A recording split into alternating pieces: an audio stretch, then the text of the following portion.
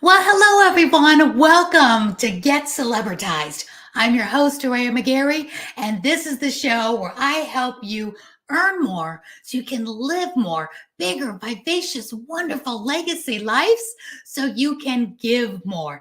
And I bring you people every single week that are living their life on purpose.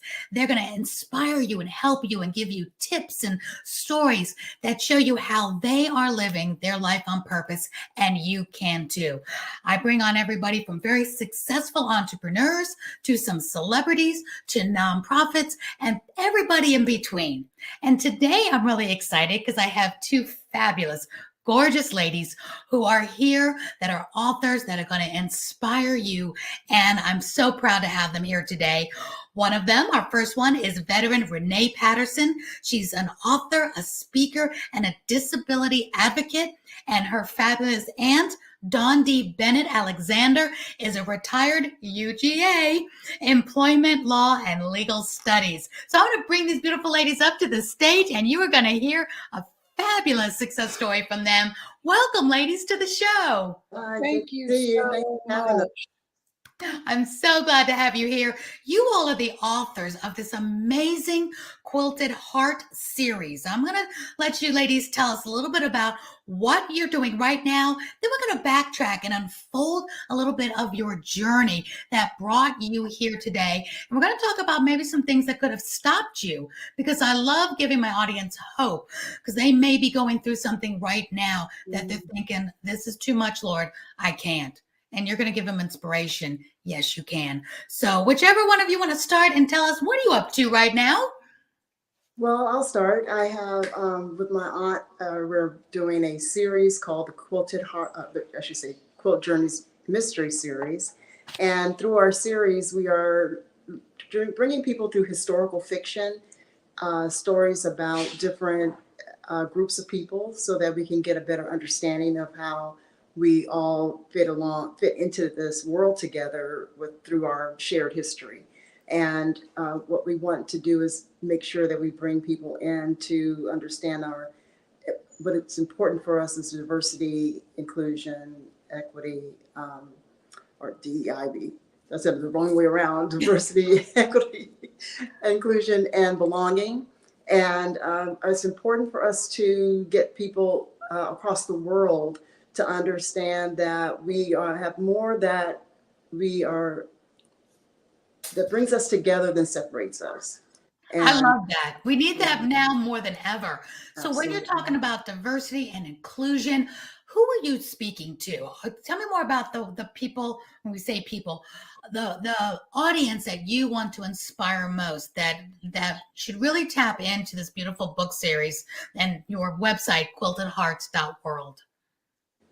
I think that we're mostly tapping into, and I guess it's a shared answer. I know for when we started this, our idea was just to create a safe space for people to understand the differences of us, but also to celebrate with us how those differences make us and shape us as individuals, as a community, as well as people who are here sharing this earth.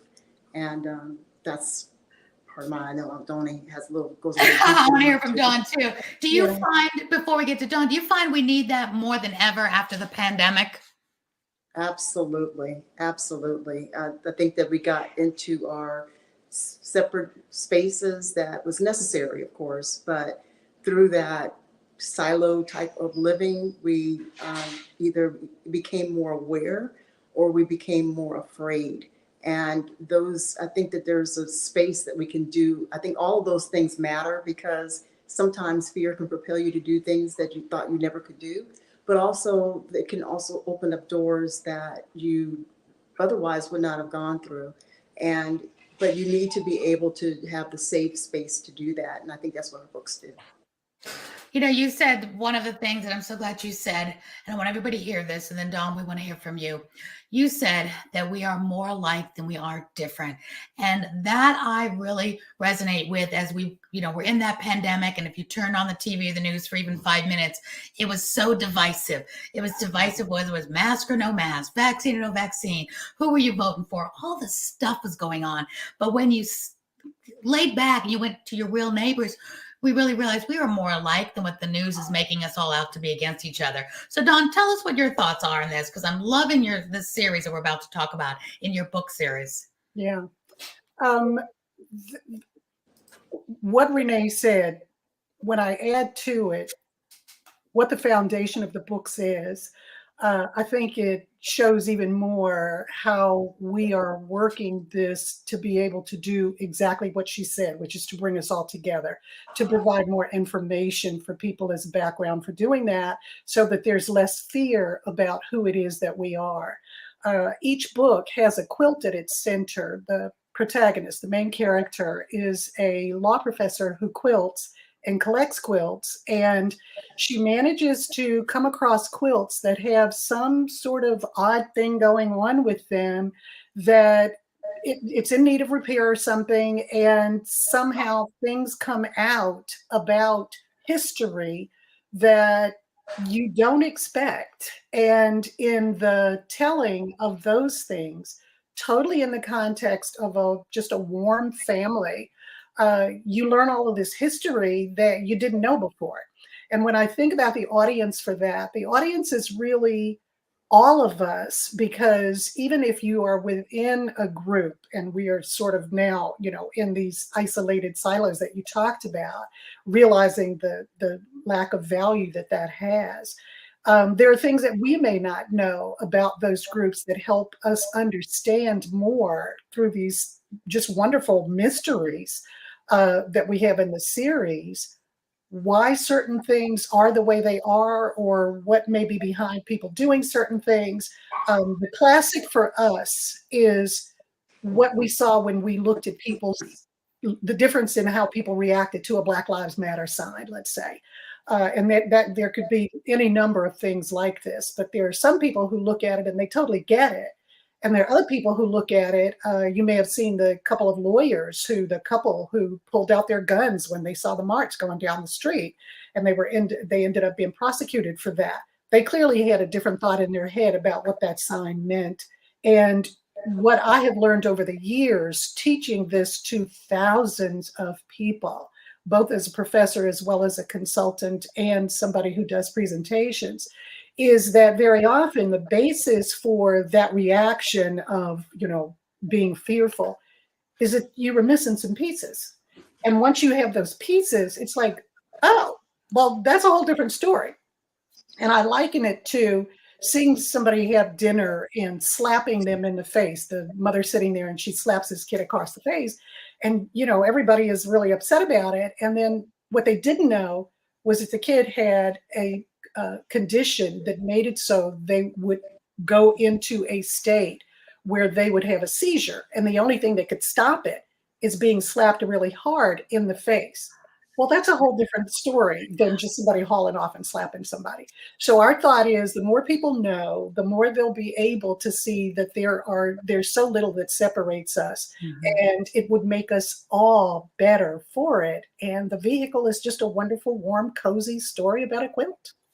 My gosh. Well, I want to find out more how you came up with that story, but tell us the names of each of these books, because they sound so fascinating that you're doing this, and it's so needed, again, that we all realize how much more alike we are than separate. And you ladies are reminding me, when I did a show during the pandemic, I had a show called Smart Talk. And I brought together my friend, my Fox News anchor, Mark Hayes, and my radio show personality, Melissa Carter, and we have 3 totally different walks of life, but we were like best friends. And we had the LGBTQ walk of life, we had the Black Lives Matter walk of life, me as a Christian TV show host walk of life, and the news would have pitted us all 3 against each other, right? Like, all this. And we were like sitting there best friends and all this. And when that George Floyd happened, and we were in the middle of doing our show during the pandemic, and I said, Mark, talk to me and Melissa about how we can help end racism.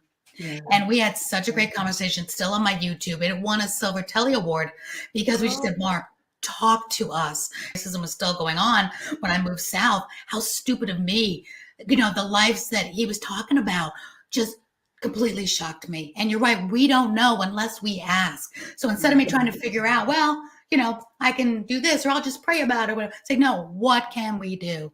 And he made such a great point, said we can all be big brothers and big sisters in other communities. Instead of me staying and helping my community, they already know me. Go to other communities where they can see good people that look like me, that sound like me, and to see, expand our rights, like people going to different countries, going to third world countries, letting them see different races, different economic backgrounds, to see we're more alike than we're different.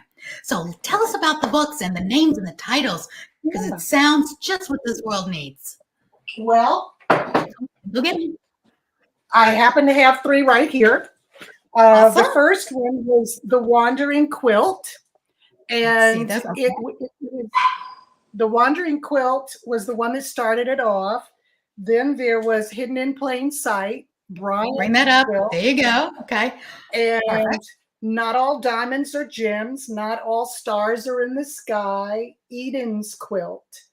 The first one deals primarily with background around the issues of things like how we as Black folk got to this point, some things that people may not realize about that come out in contemporary ways now about how we are where we are, things like sharecropping and the kind of violence that happened, and a real surprise in the end where this quilt came from and where the energy that was being felt by the protagonist is what it led her to.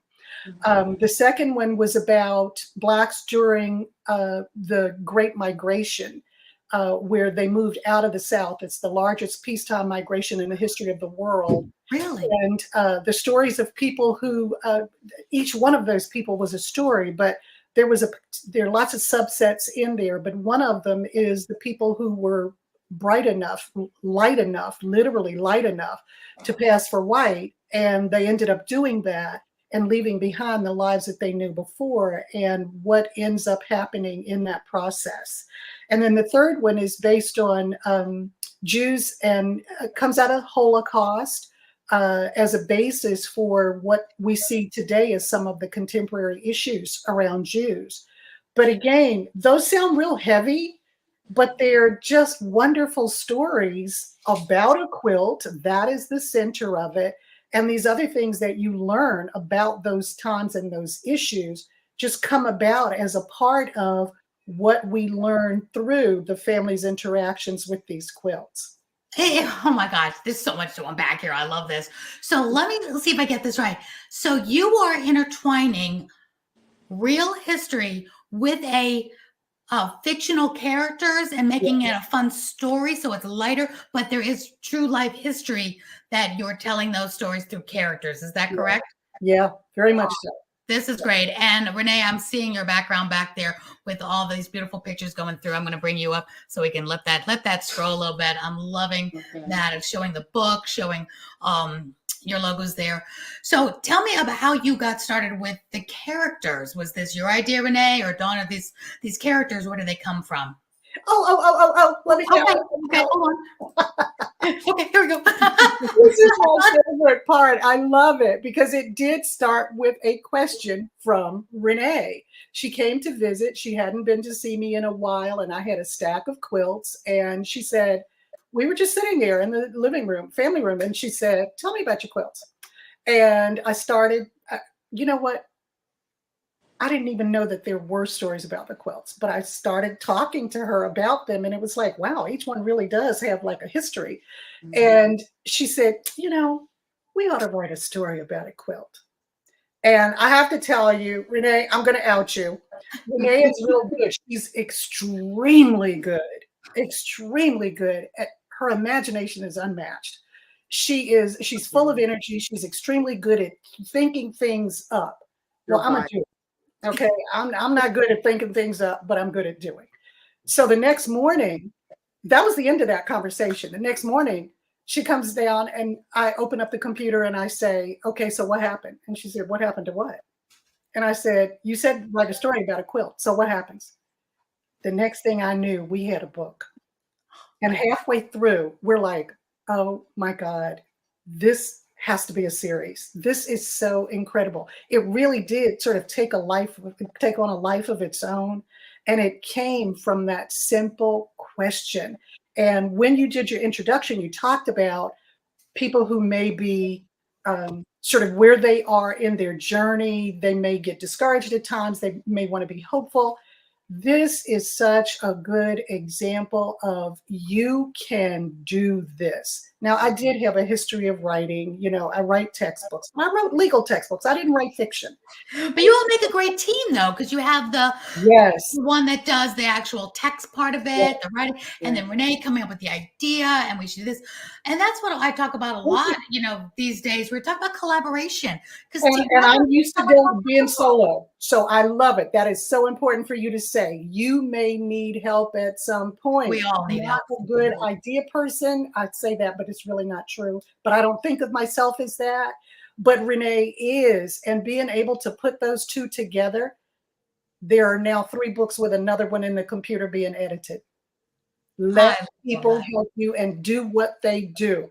I don't bother her with what it is she does, and she doesn't bother me with what it is that I do, but we work together on this and trust each other to be what we are in our lanes. So smart, ladies. And to remind the viewers and listeners that you guys are related. You know, Dawn, you're Renee's aunt, correct? Yes. Yeah, so family. Why not? There you go. And you know, when you look at a quilt, you know, I haven't seen a quilt for so long, but I think when quilts first started out, and you ladies correct me if wrong, didn't they start out as being little patches of, you know, pieces of history, like your family, maybe baby clothes or different things that meant something to a family stitched together? And I think we've, you know, lost sight of that. And it's such a cool thing to bring back and to teach history through the eyes of a quilt. I mean, how smart. I see this as being movies, don't you? Oh, very easily. Very easily. A wonderful TV series. We write it with that in mind. The storytelling is so that it could be easily adapted. And that is, that was the purpose at the very beginning. Just, I mean, I don't want to sound as if, you know, I know their movies, but I always think of things in terms of movies. But we always think of things in terms of movies in our head. We're always playing the story, whatever the story is.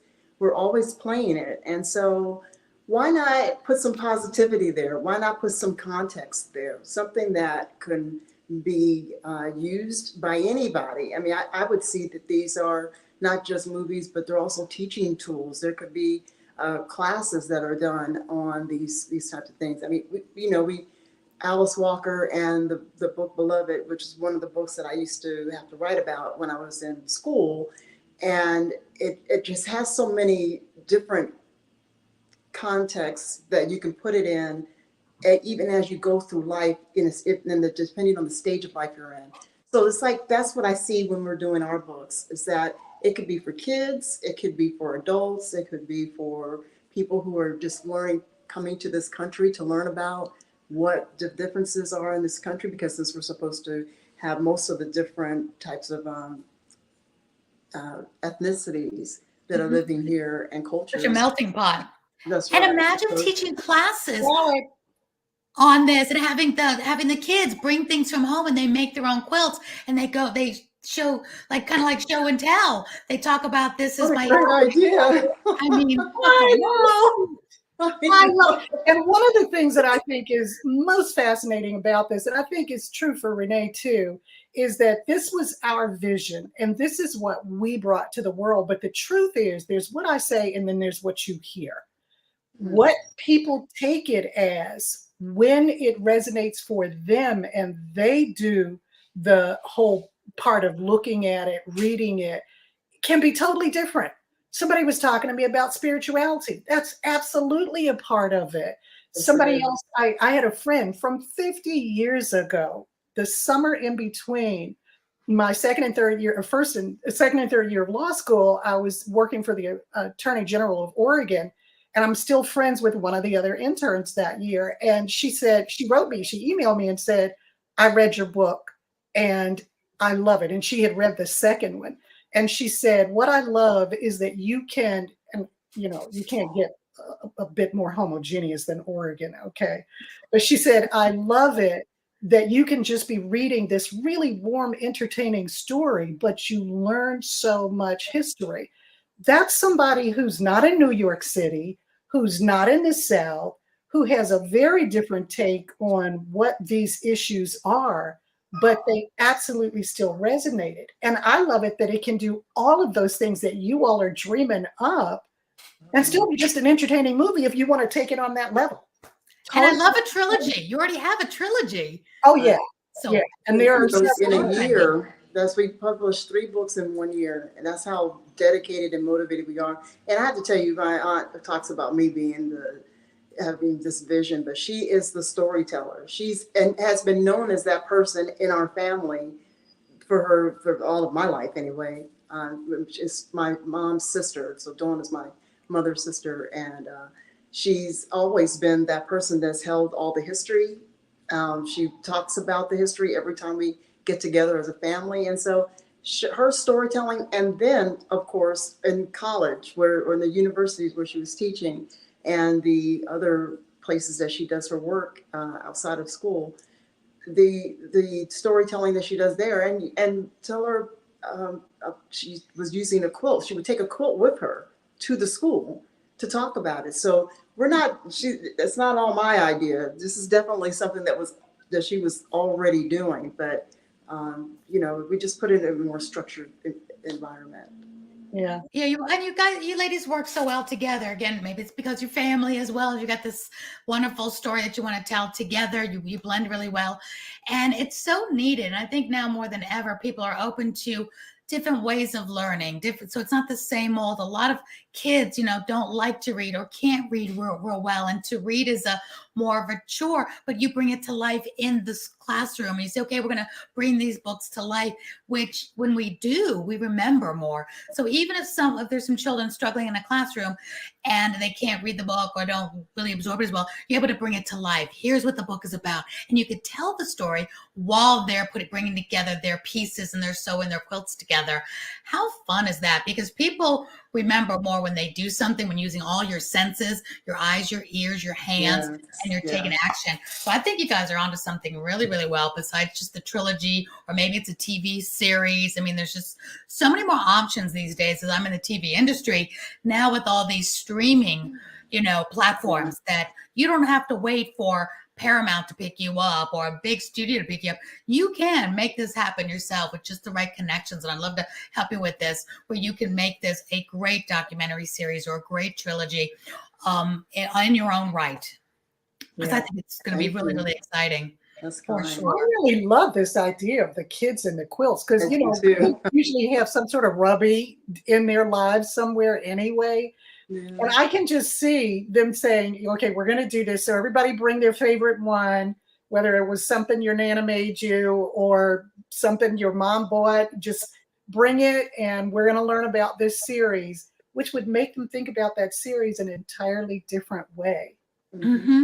And who doesn't love a quilt? One of the things that I love is that I can't tell you, I don't care where I am, I don't care who I'm talking to, whether it's the head of the CEO of some great big international company or one of my students.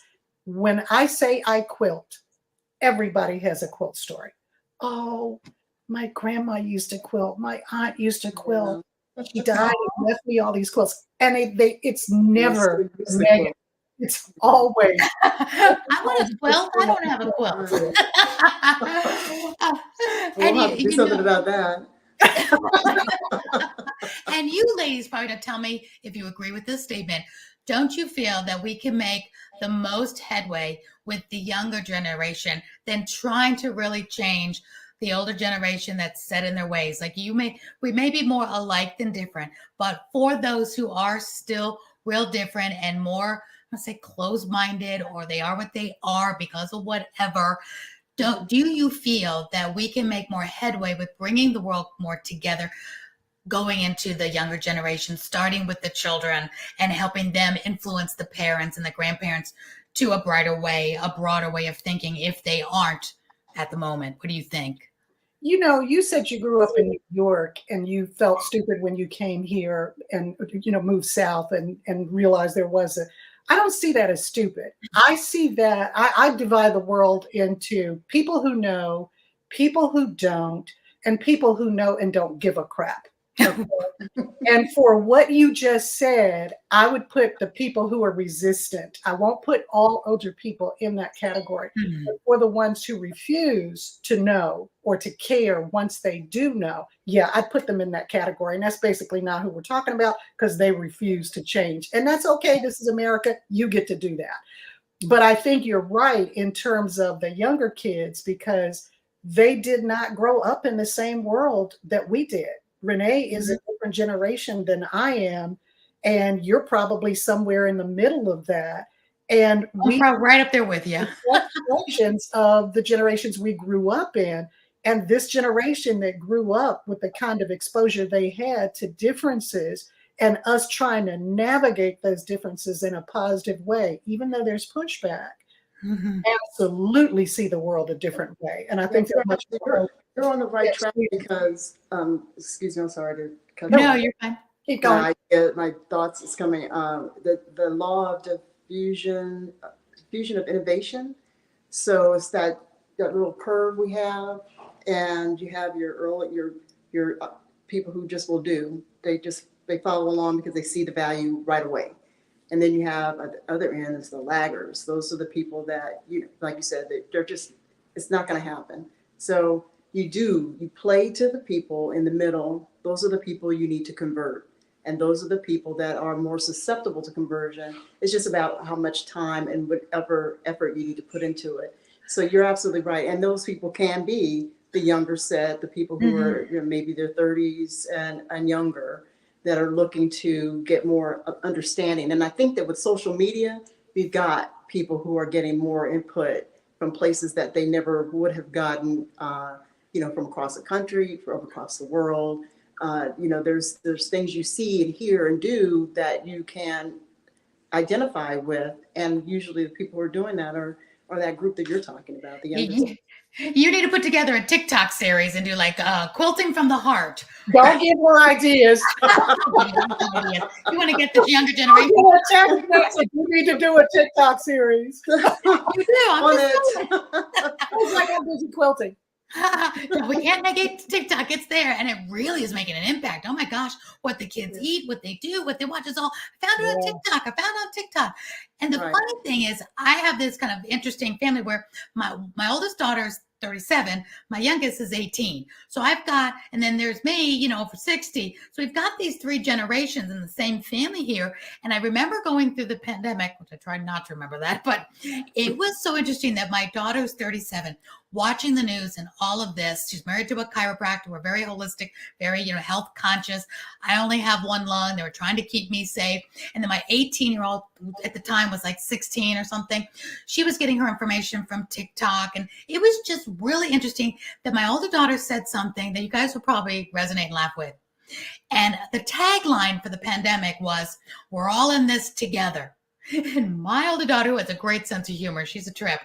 She's a singer, did American Idol. She is funny as anything. And she goes, "In no way, shape, or form are we all in this together." She goes, "I have never seen so much division." She would like laughing in a funny way that, everybody, as the young person, still young in her 30s, was saying, what is happening to these adults? Again, it was, if you put on a mask, people would knock you down. If you didn't have one on, people would knock you down. If you went to stand and get the vaccine, you got knocked down. If you didn't get it, it was like, she goes, "In no way are we in this together." And the way they looked at us as the older generation running the world, which I'm not running the world, they just looked at us with like kind of disgust, like, what the heck? And then my 18-year-old who was 16, 15 at the time was looking at it like, is this what I have to grow up into? So if we can help them now know that they can make a difference, they can change what they saw, that we don't have to just keep going down that road where when that happens, it's all hands on your, everybody for themselves. That's kind of what it was like. And if you didn't do it the way I liked it, because of social media, it was so easy for people to be hateful.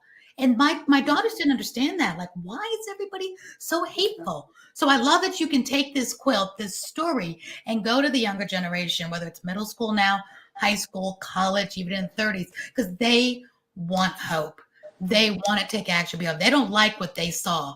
They don't like what the 40s and 50-year-olds above did during that pandemic. They don't like what the leaders did now that they try to make us seem like we were so different. And if you didn't do it a certain way, go ahead, beat each other up online.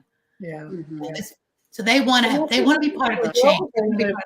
Where they're exposed to so many more different people, and they are living that experience, when they were able to be in school. And then they'd see on media outlets this whole thing about us being divided, and they're like, that's not my life. Like, that's not what's happening. I don't hate these people. One of my best friends is that.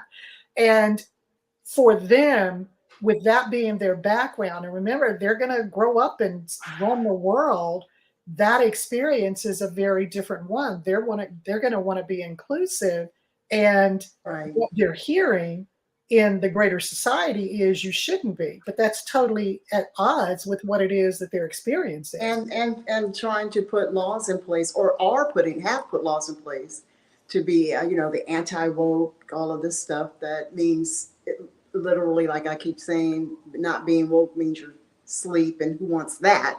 We've, had enough of that, haven't we? And that hasn't gotten us. Renée, you have to say what woke actually stands for in your this is wonderful. I love it. I call it what others keep erasing. Oh, what does that mean? What others keep erasing. WOKE. It's the anti to the anti-woke. Gotcha. Yeah. I love a good acronym. Yeah. Oh my gosh. And what you all could do as well is, because of where we come from, and I love your premise of quilting because it's bringing people together. Because of the pandemic, people still are dealing with more mental health issues. I was just watching the Oprah special about mental health now. If it wasn't leveling the playing field. If you had mental health depression issues before, it's worse now. If you didn't have it before, now many people have it. It's like only 2% of the world doesn't have some kind of mental health issues from and since the pandemic. Imagine if you guys came together with the quilt. You can do positive and negative. You could have people for mental health quilting together the negative parts of their life, the depression, something that brings back bad memories. Then you could burn it. You could say it could be something like you take this and you get rid of it, but you stitch it together. You're on the team, Aurea. Yeah. Stitch it together. You got her wheels going, girl. You do have an idea person. But on the positive, how about remembering the positive things? Like if somebody says things are so bad, my childhood was bad, all this, but how about finding those golden pieces that were good, and you start stitching those together, and that's the one you hang up on your wall. It's all good memories, and we can focus on that. So you can do quilting for wellness TikTok show. You can do quilting for the art. So there's so many different series you could do with this, and it's all part of this mental health. I think Oprah needs to know about this because she's talking about the mental health issue with Prince Harry. I don't know if he's still Prince, but Harry, you know who I'm talking about. They're really talking about this topic, and this could be very therapeutic. Well, it's interesting you mentioned that, because in the very beginning of this, or I should say after the first book was written, my aunt says, I think Oprah needs to know about this. So she's written this long letter to her. I think it's 13, 14 pages. And I sent it out a couple, I don't have access to No, that's just it. I won't send it out. Well, no, I have. It's in the computer. Oh no, did you really? Yeah, I sent it. I sent it out to the people who are handling the handlers, but I don't think, it's just another letter. Oprah gets tons and tons of okay. Do you want to know how to get Oprah's attention? How do you get Oprah's attention? Okay. It's not in stone, but if you want to get Oprah's attention, like I remember back in the day when she had her show, and I deal with a lot of publicists, and you could go to your publicist back when she had her show, on the networks, and you could say, here's $1 million, book me on the Oprah show. You couldn't, because the publicist, you could not pay to be an Oprah. But what they did was they had the talent scouts that listened to the buzz. So if you become a buzz in your community and it starts getting traction and getting a buzz, you start a movement. Her people can find out about it. Whether they do or they don't, that's up to, God and the universe, whatever, it's going to happen. But the best way to get the attention of, whether it's Oprah or Good Morning America or Today's Show, whatever, you want to get some traction, build a buzz that's going on. Get traction in the social media. Have people in your community talking about it. So start a movement. Don't try to just kind of like, well, let's see who we can pay to get there. Start that movement, because no matter how much money you have to throw at it, it's not going to be viewer worthy unless there's an exciting movement going on. So keep doing what you're doing, create that movement, create a buzz, create people talking about it in big ways, get that hashtag going, and then you can even keep submitting and they'll say, oh, I've heard about that. So when you're actually reaching out to, and again, this is not a science, it's just one potential way of getting the attention of anybody big, not just Oprah. But then when they hear it and you send something out, they'll say, oh, I heard somebody talking about that. I heard somebody talking about these quilts. So then they're going to go into their email and say, okay. But create that buzz. It'll give you a better platform to say, oh, we're worthy of your attention. We got stuff going on. People know about us. That makes sense. It does. And I'm sure it resonates with Renee. Yeah, it makes sense. Just, that one little, how do you get your foot in the door kind of thing? And so, you have to try it all. And I think you're absolutely right. Absolutely. And then, of course, you can always send gifts. You could send a quilt to her. So find out what her address is or who people's addresses. Send her a quilt, Who knows? And, I always say you don't know unless you try. Whether things ever get to whoever you're trying to get to. I've heard stories where people have just given things a whirl and, wow, it did end up in the right hands. But it's kind of like you can't win if you're not in. So pray about it. If God wants that door to open up, it's going to open up. Be in the right place at the right time with the right preparation. Anything can happen. Yeah, I believe that with every fiber of my being. Why My job is to do the work and be prepared. Preparation and opportunity. When it is that he decides that he wants that to happen. Yes. Amen. Yeah. All right, ladies, as we wrap up the conversation, I'm going to ask you my closing question in a minute, but I want to give you both a chance to, if you could say something to leave our audience with your parting words of inspiration, of maybe a call to action or what you want to say. I'm going to give each one of you the microphone to tell us something from your heart that you want us to know, whatever that may be. And then I'm going to ask you a closing question. So which one of you would like to say the closing moments from your heart? Let's go first. Okay, Renee, you want to go first? All right, Renee, bring you up. Yeah, do your say you. Okay. Dawn wants to go last. All right, go for it. Well, I will say that everyone needs to stay aware. Stay aware of what's happening, not just to you, but to others. Pulling ourselves together, making it through this world that we know is ever changing, but we wanted to go the way that is going to be more inclusive.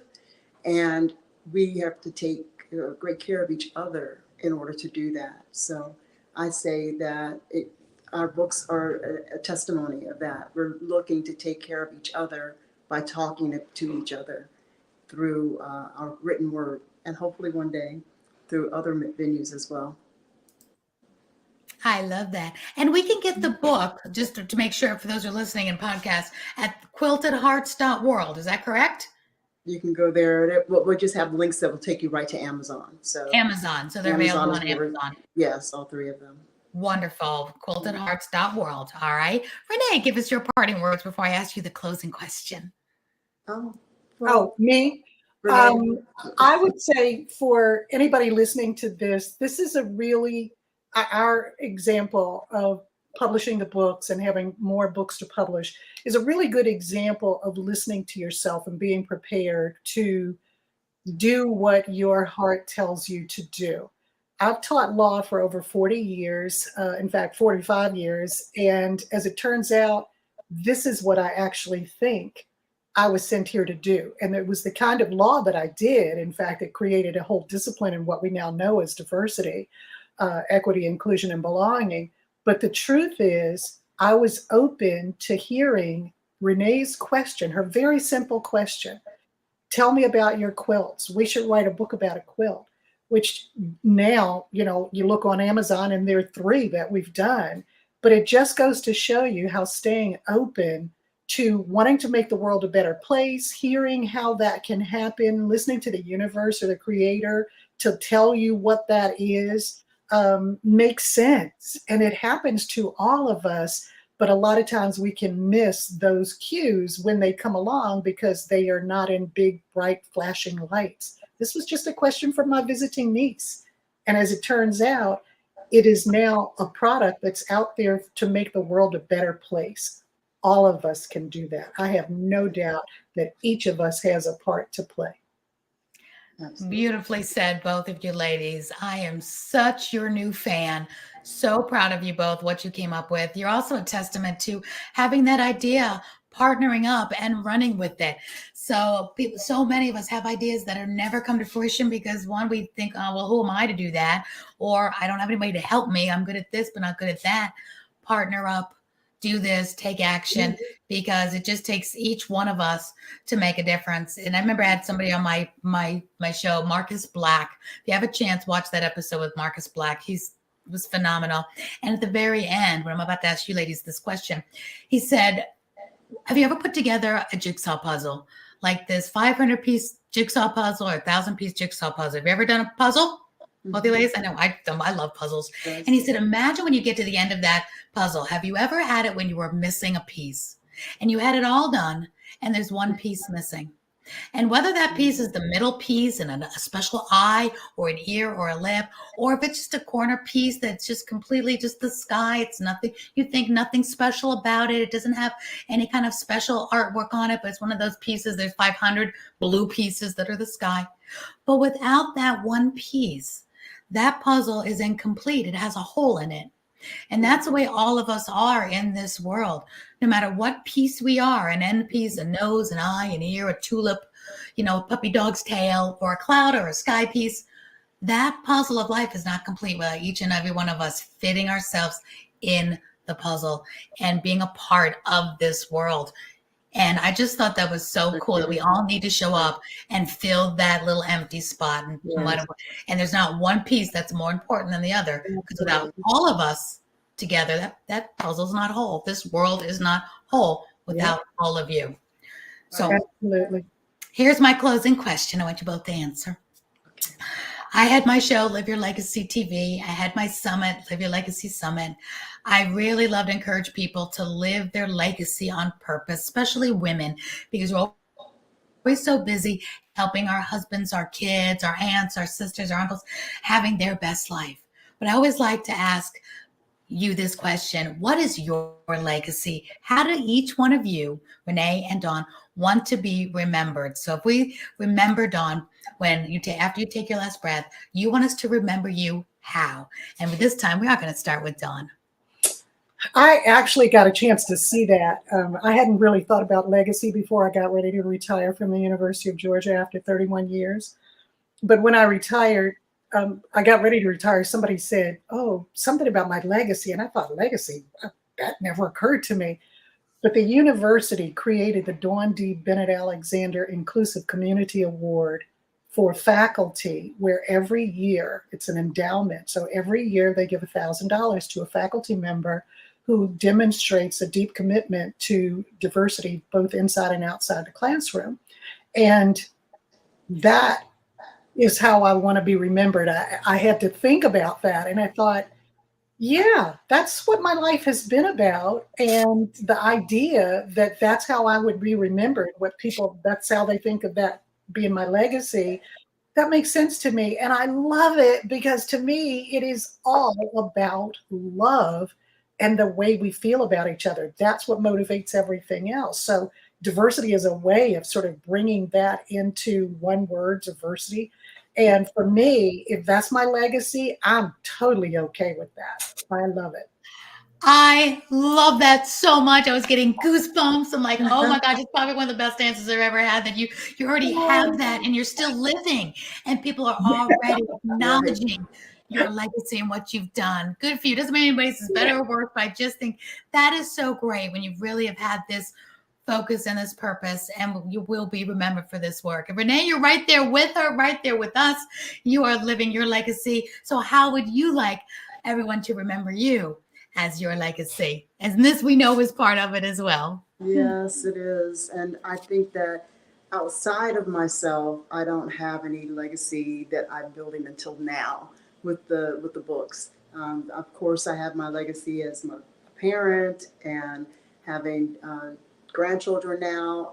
That has been a huge part of my adulthood as well as my now time. But my present is very much something that I'm actually coming back to, which I've always felt I should have been in this industry or doing something with movies. And I used to for a while. I was getting there, but I decided to take another route. So this is me. I'm actually building a legacy now. So this is part of it, and I'm really excited to see where else it will go. Well, Renee, you said something that really touched me.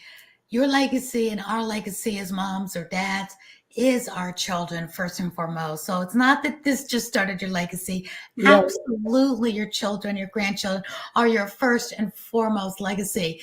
There's things they're going to remember about you that you don't even remember that you implanted in their hearts. And so never bypass that, because that is so special. This is just that extra that the rest of the world can see.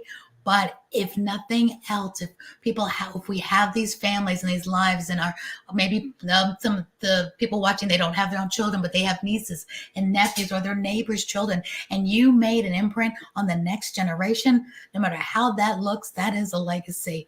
I had Jillian Michaels on my show, and she did The Biggest Loser and all this big, A-list celebrity. And when I asked her what your legacy is, it wasn't The Biggest Loser, it wasn't her empire of health and fitness, it was her children, she said, are my legacy. That's what matters. So good for you, ladies. They are looking up at you, ladies.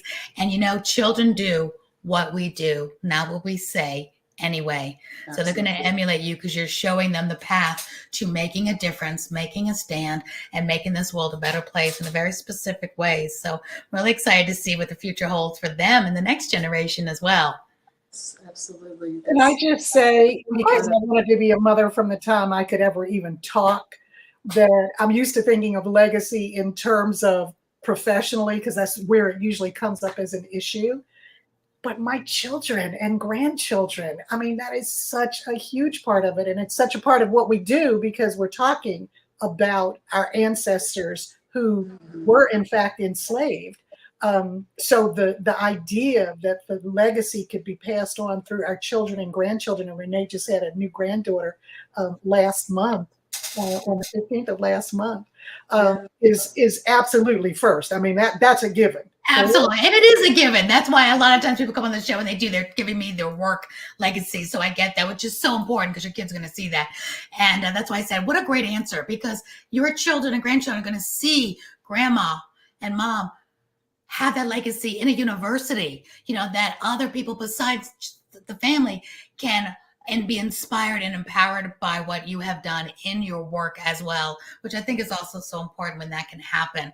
And especially in the topic that you all are talking about in Dawn and in the university and diversity, that's a really important piece of it. And it will make a difference, not just to your own family, but to others. Right. So you both have a great legacy. I'm so glad. Thank you, ladies, so much for being here. I'm so excited about your book series. Dawn, do you have the books right there as we close up? Put those books up. Wave them up here. Let's see those one more time. All right, hold them all. We got hidden in plain sight. Not all, what is it? Diamonds are gems, and not all stars are in the sky. And the Wondering Quilt is the first one that started it all. They're all available on Amazon. They're available on. And also, just a little quick trivia note. Please. All of those quilts on the front are my quilts that my aunt actually quilted. Oh yes, I made all the quilts that you see everywhere in that you will see as well. Yeah. Really? Oh, there's pictures inside? No, not pictures. In the back. That's me quilting. Oh, I see. Yep. I was working on a quilt for my sister. I'd love you to teach a quilting class. And on the front of actually all of the books, there are quilts. Here's a whole stack of quilts that I did. Wow. The stack that Renee saw. This first one up here was the one that I did for the 200th birthday of my great-great-grandmother, who was in fact enslaved, and I did it to commemorate her 200th birthday. And that's what made Renee ask the question or say, we should do a book about a quilt. Oh my gosh, I love that. Well, you ladies need to start teaching quilting on TikTok. I'm just saying. Get the ball rolling. It'll lead them. Renee has taken in every single thing you said, and she is making a list, believe me. It would be a list that she sends me. People learn how to make drinks. They learn how to make, dinners and desserts and all sorts of things. Imagine that. I don't know if anybody's doing it. So check it out. I know I would love. I mean, I can sew a button. That's about it. You guys are talking quilting, kind of like above my pay grade here, but I would love to do it. So, hey, you start TikTok. I'll be watching. Get the next generation, ladies. I'm so excited to have you here on this show. Thank you. Thank you. I'm excited about the books. I'm even more excited about the documentary TV series or movie trilogy, because I think you really are onto something. Keep this movement going. Absolutely. Thank you so much for the support. Thank you. Thank you both. All right. Until next time, I'm so glad you all were here, where we help you here on Get Celebritized. Earn more, live your legacy, and give back more. And you ladies are giving back to the world a millionfold. Wonderful, good karma and blessings to us. So thank you so much. Until next time, this is Aurea signing off. Bye for now, everyone. Thank you, Aurea. You're welcome. Bye. Bye.